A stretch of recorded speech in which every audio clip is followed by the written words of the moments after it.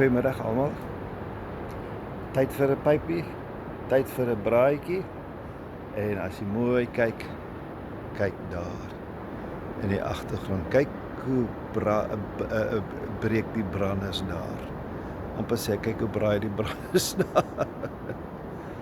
In elk geval. Nou, ek het 'n vuurtjie hier aangesit. Kom ons kyk gou-gou nou daaroontoe dat julle kan lus kry vir hierdie ou vuurtjie. Sien julle? O, dit gaan daarom lekker wees, hoor. Nou, ons gaan vanaand ek 'n vleisie braai, 'n hoendertjie, 'n varkie en ek gaan ook 'n worsie vanaand 'n bietjie ekstra, 'n worsietjie bysit. En wat ook al oorbly, die gaan ons oordra na môre toe. Altyd lekker 'n stukkie koue vleis, 'n ou koue worsie. Maar in elk geval, voordat ons nou verder gaan, dink ek moet ons net gou-gou vuurtjies, 'n pypie opsteek. En die biertjie het ek ook reg. Sien nie? Vanaand is dit wat? Erdinger Weissbier. En hier staan privaat brouwerij seit 1886. Ja, okay, so dis 'n ou bierbrouwerij hierdie wat 'n fantastiese wit bier. Ek het dit nou dag vir die eerste keer gedrink. Lekker bier, hoor. In elk geval. Ek gaan nou vir u vanaand 'n paar staaltjies vertel van drank. Bier, wyn, sherry. Maar nou moet jy my asseblief nie verkeerd verstaan nie. As ek vir u vertel van die goed, daar's 'n paar snaakse dingetjies, maar ek keer nie drankmisbruik goed nie. Ek wil dit net onomwonde stel. So asseblief, moenie my peper met kritiek nie. Ek is 'n groot mens, ek verstaan drankmisbruik. Ek het al te veel elendes gesien wat deur drankmisbruik veroorsaak is en hoe families uitmekaar uitval en hoe mense hulle self uiteindelik dooddrink. So, maar kom ons stel dit tersyde en dan luister wat ek te vertel het. En ek hoop u geniet die stories. Nou, ek wil my nou nie uitgee as 'n kenner, wynkenner nie. En of as 'n kenner van wingerdboerdery nie. Maar daar's 'n paar dinge wat ek nou al so mettertyd opgetel het. Ek sal nooit vergeet nie, ek dink ek het dit al in een van die vorige afleweringkies vertel. My oupa Christian daar by Loetswil het hy 'n riviererf gehad. En nou die erf lê letterlik hoek aan hoek met Loetswil. Dit was 'n erf gewees wat niemand wou gehad. Dit was vreeslik vol dongas en 'n afskuwelike onkruid wat jy met moeite uitgeroei kry. En die erf was nooit bewerk nie, maar na die Tweede Wêreldoorlog het die staat gegaan en hulle het die mense wat tot op daai stadium op die riviererwe geboer het, gesê, okay, nou moet julle gee pad. En gee nie om waantoe julle nou gaan nie, maar dit is staatsgrond, ons sê die reg, ons kan julle afsit en ons gaan nou die grond beskikbaar stel vir die mense wat in die oorlog geveg het, vir die sogenaamde veterane.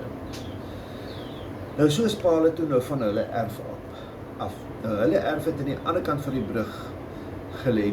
As jy die pad wat vandag as jy nou sou ry van Vredendal af, en jy kom by Loetswil, jy gaan oor die brug, die teerpad, en dan gaan jy in die boot teen die rand langs verby Loetswil.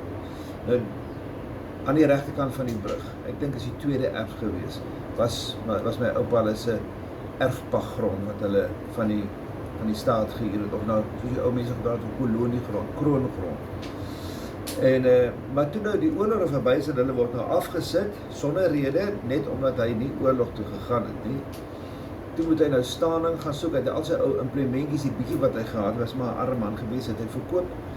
En sy enigste sekuriteit was om dit nou om te sit in skaap. Daarvan het hy nou so 500 skaap ongeveer gekoop en dit was 'n pragtige jaar, dit was goed, daar was weidinge, al sulke goeders en die ou het 'n staning daar by 'n familielid gekry by Agvlei, Enkelvlei, een van daai 2, 3 familieplase.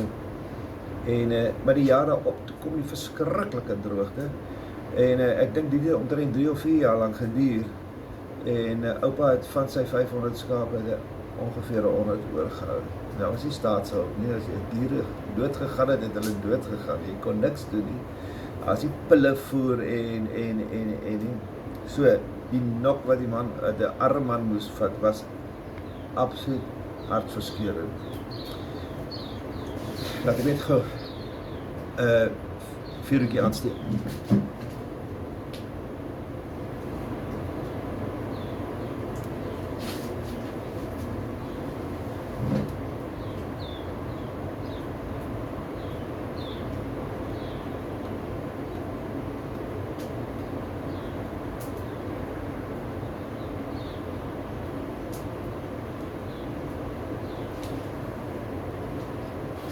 In elk geval, die grond langs die rivier is toe later van tyd, so vanaf 48 na die nasionale party in bewind gekom, is dit te koop aangebied. So almal moes aantrek, wil ek op sê onttrek en jy moes aansoek doen vir 'n stukkie grond. En dit is toe oupa nou daai hoek aan hoek grond met Loetswil voor aansoek gedoen. En die een wat niemand meer wil gehad, wat nooit bewerk was omdat dit so ellendig was.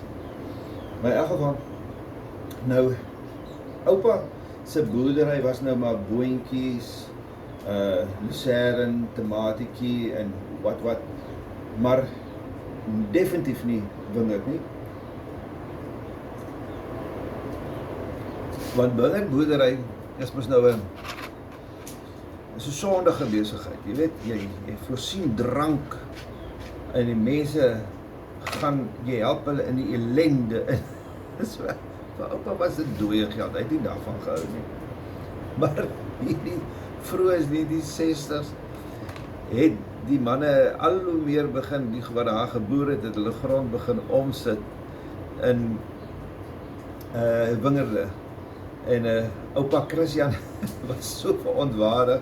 Nou hy het nou van die stoep afgeboer, want as hy gesondheid het dit toegelaat later en my oom was nou maar die man wat begin oorneem het en dan oupa daarom nou nog gesê wat moet waar gebeur en dan as hy nou so stap en hy gaan kyk nou wat Bertus nou gedoen het nou soos hy gesê het en as hy daar kom dan dat my oom gate gegrawe en pale geplant, die man gaan wingerd. Nou ja, dan is dit nou geen keer nie, maar dit was 'n goeie besluit geweest. My oom het 'n wonderlike sukses gemaak van die boerdery en natuurlik uitgebrei, het 'n baie ryk man geword en grond aangekoop en ook in die Harderveld en verder af in Holrivier en also. En maar wingerd is 'n ding van, en dit weet ek nou ook uit wat vriende van my vertel het. Iemand se pa daar naby Parel geboer, ek sal nou nie name noem nie, maar die oom het 'n baie spogplaas gehad. Maar die wingerd het oud geraak en iewers het die beplanning buite orde gewees en toe hy uiteindelik sien toe sy hele plaas oud. Nou as jy 'n wingerdboer ding is, dan moet jy beplan. Jou wingerd raak oud en dan moet jy begin vervang en dan moet jy in gedagte hou, jy kan nie eensklaps dit doen nie. Jy moet altyd inkomste hê, jy het mense wat jy moet betaal, werksmense, so jy moet is 'n geleidelike oorgang van wanneer jy die ou wingerd begin uithaal en nuwe wingerd aanplant. En dan moet jy so 'n aanplanting, dink ek, het hulle vir my gesê, moet jy ongeveer iets na 3 na 4 jaar kans gee, voordat hy nou in volle swang kan produseer en kan druiwe dra. So, ja, dit is, 'n mens besef nie altyd al hierdie goeders nie, jy dink maar net, daar is net altyd lekker druiwe. Maar my pa was baie lief vir 'n ou sultanuitjie en 'n ou druifie en hy het altyd daar by die huis het hy 'n wingerd gehad, so wat so 'n bietjie gerank het en so ietsie gedra het en dan elke keer as ons daar gekom en dan sê hy, ons moet net kom kyk hoe dra sy wingerd. En hy het 'n paar lote gekry daarvan van wel van pas by oupa hulle se plaas wat van by my oom later natuurlik. 'n Paar lote gekry wat hy geplant het en die goed het gevat en dit goed gegroei. Lekker druiwetjies gegee. In elk geval. Maar nou wil ek nou vir julle wynstories vertel. Bierstories, sherry stories. Mense, kyk. 'n Mens loop jou riem en darm styf hoor. As jy nie weet wat jy doen nie. Ek sal nooit vergeet nie. Ag, fooi tog weet jy. Ek was in standaard 5. Nou kuier ons by my tannie Maggie hulle. Nou sê die groot mense, hulle brei daar se op Franshoek. Die groot mense, hulle gesels nou en drink 'n ou wyntjie. Maar dis heelheid warm. Dis Desember vakansie. Ons verrek aan die hitte. Somer. Nou weet julle Franshoek, daar vasgekeer tussen die berge, ja in hy vallei. Die maak dit die hoenders vrek en die kraaie gaap en die sweet tap jou af. Nou drink pa hulle nou. Sit nou lekker daar by die braai by met tannie hulle. 'n ou glasie witwyn. Lekker koel yskas uit die yskas uit.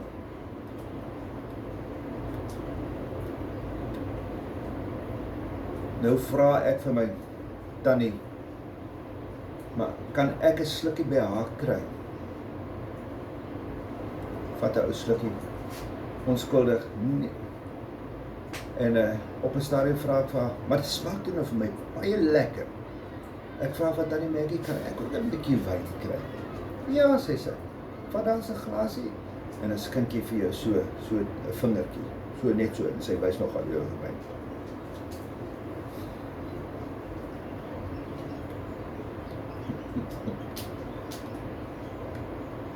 So gaan ek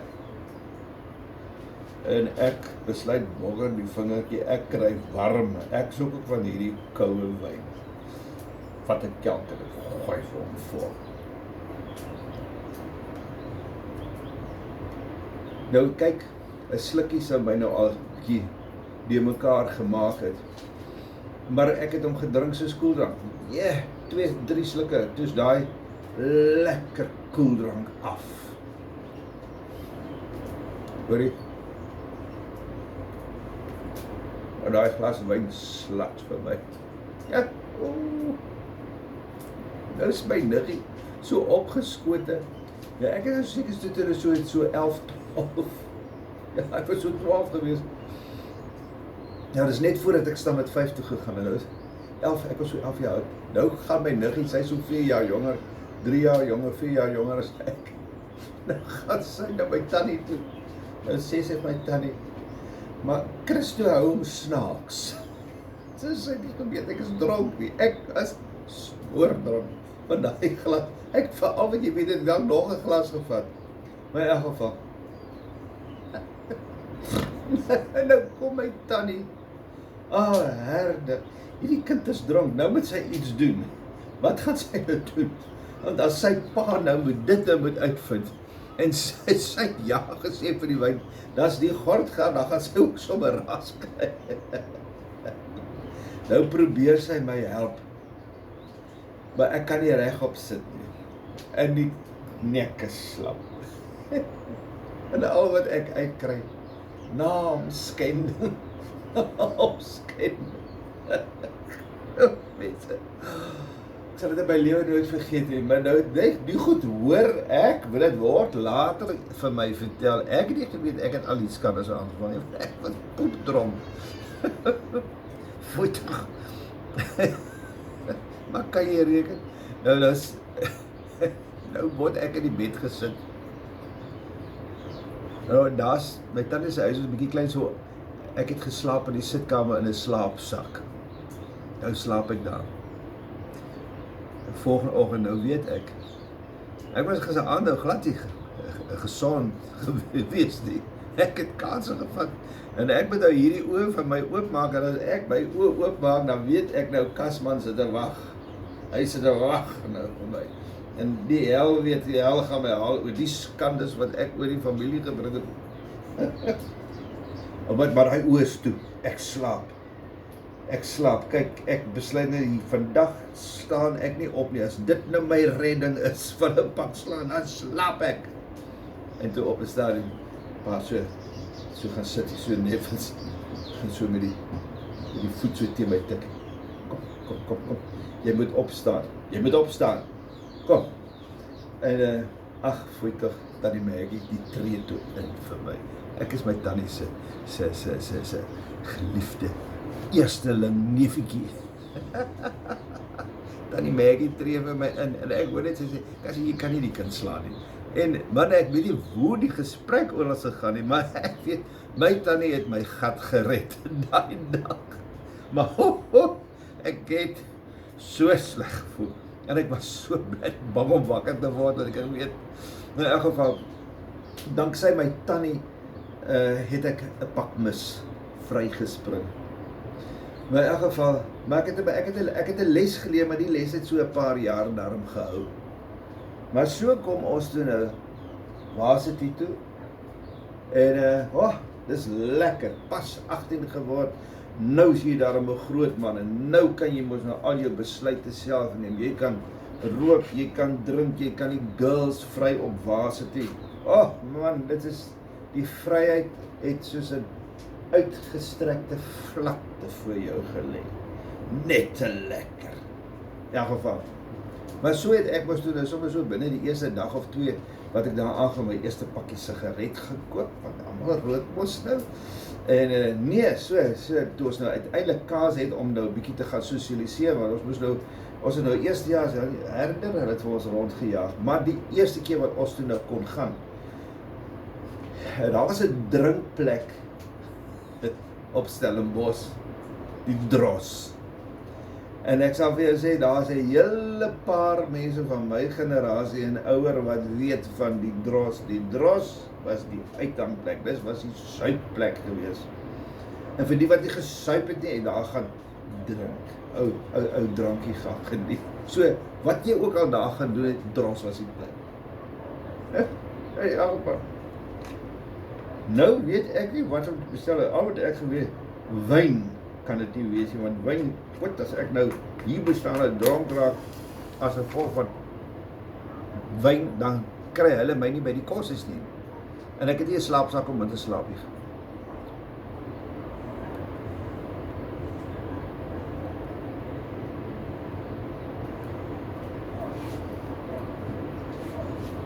Nou vind ek by die manne uit, nou wat moet ek nou bestel? Ek wil die wyn hê nie. Brandy en Coke. So kom en dis net nie waar nie. Maar jy moet nou nie enkel brandy vat nie, jy vat nou double brandy, dan voel jy lekker as jy sommer reg vir die aand, dan kan jy nou sommer lekker party verder. Weet jy? Gelukkig vat ek, sê ek nee, ek soek enkel brandewyn. Hulle bring dit, dis ontsleg. Maar ek vat hom, ek suig hom so, en die ander manne is nadat al by hulle tweede glas, ek sukkel so rustig aan met die ene. En nou begin hulle my aan te por. Nee man, jy moet daarom nou, vat hulle lekker dopie man, want ons gaan nou loop en dan jy nou soort van half droë bekke, jy weet nou al so. Mense, maar ek het nog nooit in my lewe kapasiteit gehad nie. En ek sê, okay, goed nie, wat, order julle nou maar wat, en hulle order vir my daar 'n ding, wat ek nie weet wat hulle ingegooi het, want daai het ek nie geweet van jy moet liewer jou eie goed order en self insmyt, dit het ek nie geweet nie. Ek sê hulle trippel tot gemaak. Mense, en daai ding slaan vir my tussen my oë. En dit was, toe was dit eers sleg.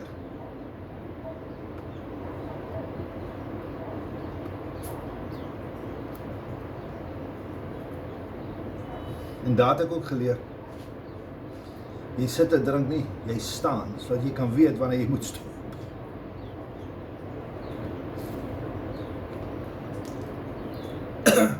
Ja, nie ding. Wanneer ons moet nou stap, ek bring stap down die ding.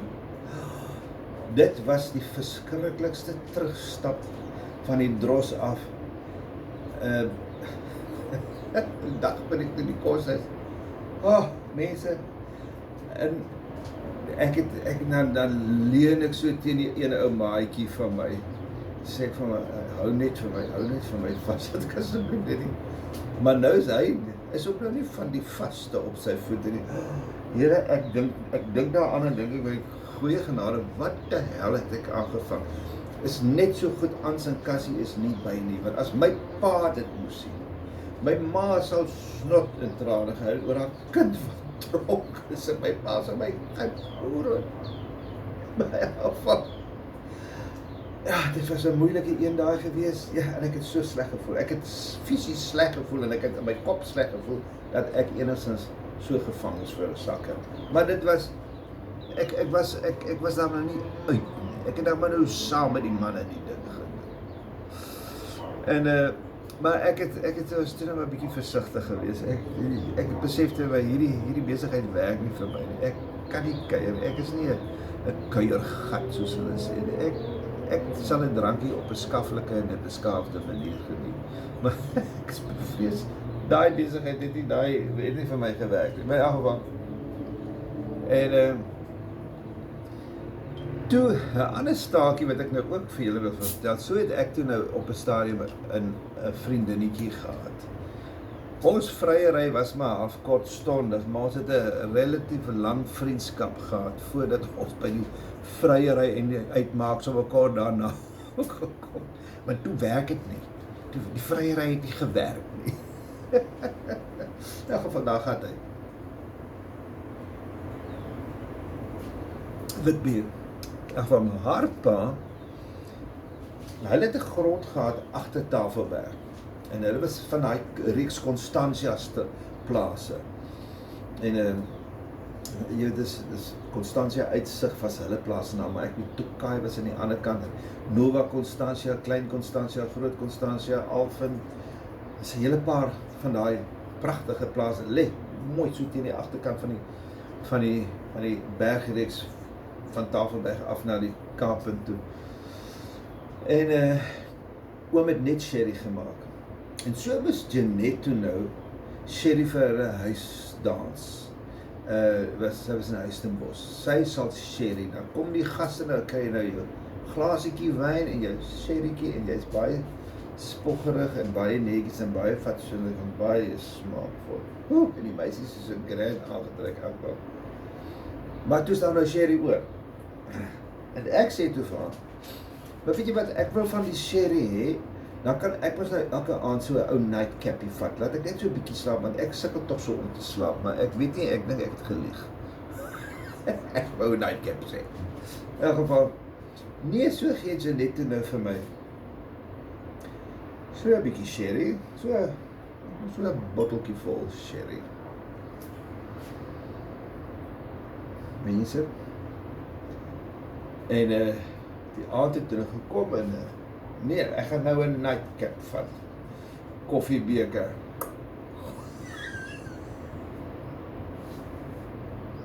Gooi ek 'n koffiebeker vol sherry vir my. En ek begin dit te drink. Dit is lekker soet. Sommer lekker. Ek drink hom soos wat jy koffie sal drink. Ek drink daai hele bloody beker op. Mense. Was ek siek. Ek was skrikkelik siek. Ek wil nie eens daaroor praat nie. Ek is so skaam. Maar ek het my GAT gesien in daai beker sherry. Ek het vir daarna het ek gestink na sherry, of dit het vir my so gevoel. Ek het net oral sherry geruik. Ek het daai bottel, die ander deel van die sherry net weggesit, vat dit weg asseblief. Ek kon vir jare daarna kon ek nie sherry drink nie. So nou weet julle hoe die nightcap se uitwerking gewees. Dit was afskuwelik gewees. Ek was so skaam gewees. Onthou, toe moet ek nou na die konservatorium toe gaan. Ek het les iewers op 'n stadium, so 'n dag of 2, 3 daarna gehad. En toe gaan ek gaan nou meld hom maar aan en sê ek was siek gewees. Maar ek staan so afstand van mevrou Koets. Ek staan so afstand van sy. Mevrou, sê asseblief vir juffrou Kloewe, ek gaan nie kom vir klaverles nie. Sy sê, hoekom nie? Sê ek voel siek, maar ek sweer sy, die sherry reuk het, man, die sweer het mos uit, ek sweer, daai balle met die om my gehang. Ek was so skaam, my naam was so krater gemaak gewees. Maar tot vandag toe is ek nie, sherry is nie vir my nie. Maar in elk geval, so, ja, dit is nou, tot my eie skande moet ek nou hierdie verhaal vir julle vertel. En ek het duurlesse geleer. Hulle sê mos, toets alles, maar leer uit jou foute. En ek sal vir julle sê, dit was 'n verskriklike lesse gewees wat ek geleer. Kan ek vir julle sê nie. Maar in elk geval, natuurlik nou wat bier aanbetref, ek is 'n bierdrinker. Ek hou van bier. En ek hou daarvan om partykeer ietsie eksoties te vat en te geniet. En terwyl ek in Holland studeer het, ek sal julle nog enig van my studies in Holland ook vertel. Terwyl ek in Holland studeer het ek byna elke dag, het ek 2 biere gedrink. Maar daar het jy sulke klein biertjies gehad. Ons het praat van bokbier. Vreeslike lae alkohol inhoud. Maar die mense drink vreeslik bier in Europa hoor. En partykeer was die vliegtuig nog nie eens oor nie, dat ek nou al 'n biertjie soms saam met die ontbyt gevat, jy weet. Kan ons nou, hoekom nie? So, maar dan jy bier gehad vir elke seisoen. 'n Herfstbier, 'n winterbier, 'n somerbier en 'n lentebier en almal se die etikette buite op het verander na gelang van die seisoen. Was eintlik baie oulik geweest, mooi etikette geweest. En nee, daar het ek baie bier gedrink en ek het my gedra. Ek het geweet hoe om bier te drink. Bier akkoordeer met my. Maar my liewe mamma, so ladylike en so lieflik as wat sy was was 'n bierdrinker. En nie sommer so nie, sy het ons om 'n party uit die bottel uitgevat, kan jy dit ding, so very unladylike, sal ek nou eerder sê, maar ja, moeder het gehou van haar bier. En julle, hier op haar laaste jaar of wat, dan ry ek en my broer en my suster, elke vat nou maar 'n beet, soos wat ons nou daar kom, dan vat ons nou vir ma, bietjie uit en gaan eet middagete of wat ook al, want sy moet weer terug ouer te huis toe gaan, en dan soos klokslag, dan wil ma bier hê, maar so op 'n stadium, sê ek vir my sussie, hoorie, ek dink, ons moet nou maar, ma se bier moet ons nou maar die 0 alkohol vat, want ons kan nie, as die ou mens, die kapasiteit neem ons nou maar af, want ma het al hoe mager geword, en sy was in elk geval redelik maar gewees die laaste paar jare. Maar sy bier het sy gedrink, in elk geval. En toe ons nou by die restaurant, die spesifieke dag is, nou wys ek, wat wil jy hê? Mama, wat wil mama hê? Mama, gaan mama ook 'n biertjie vat? Ja, mama sal 'n biertjie vat. Ok, goed, en maak het asseblief 3 biere, Amstel, en ek wys wat ek vir, na ma wys ek vir, 0, jy weet, soort van, as die kode. En nee, sy sal bring. So kom die bier, en mama se bier word vir ek sit in hierdie 0 geen alkohol bier sit in die, en ons kuier lekker gesels en drink biertjie. En toe maar dan so die laaste stukkie vat en sy sit die bottel so neer, toe sê sy, maar hy doen dan niks nie. Ek het gelê soos ek lag. Natuurlik aan die bly en ek sal niks doen nie. Maar ek het nou nie vir haar gesê nie, want sy sê dan so neersê. Hy doen dan niks nie. In elk geval, so. Dis die ding van alkohol. Hy moet iets doen. Dan ben jy so 'n bietjie ontspan. Hy moet so 'n bietjie lammigheidjie bring. Maar jy moet dit gebruik met waardering vir die kuns van die maak van die drankie. Die kuns van die bierbrouery. Dit is iets om te geniet. Jy moet dit nie suip nie. Want as jy suip, dan gaan jy siek word. En dis onnodig. Leer uit my foute uit.